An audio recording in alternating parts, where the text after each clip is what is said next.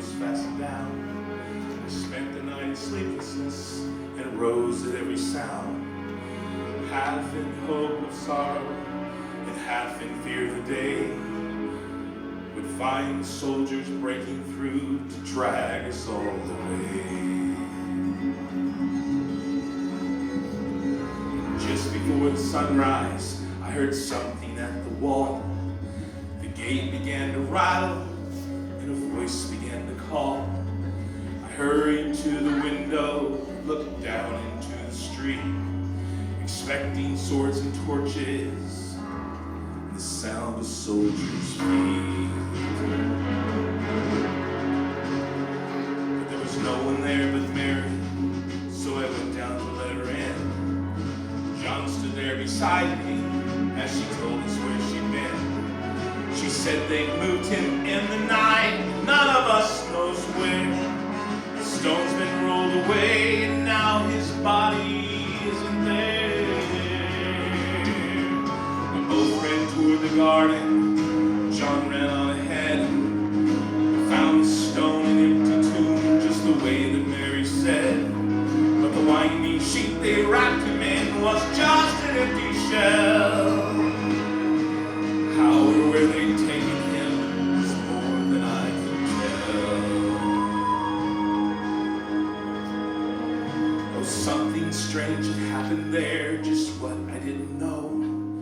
John believed a miracle, but I just turned to go. Circumstance and speculation couldn't lift me very high, 'cause I'd seen them crucify him, and then I saw him die.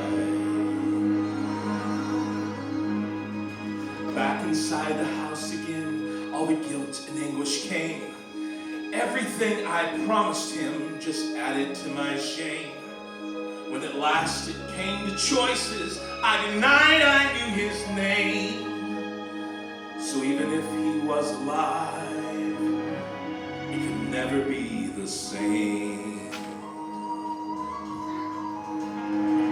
Then suddenly the air was filled with a strange and sweet perfume. Light that came from everywhere drove shadows from the room. Jesus stood before me with his arms held open wide, and I fell down to my knees and clung to him and cried. Then he raised me to my feet, and as I looked into his eyes, love was shining out from him like sunlight from the skies.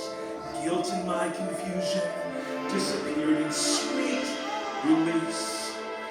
Every fear I'd ever had just melted into peace. Sweet peace.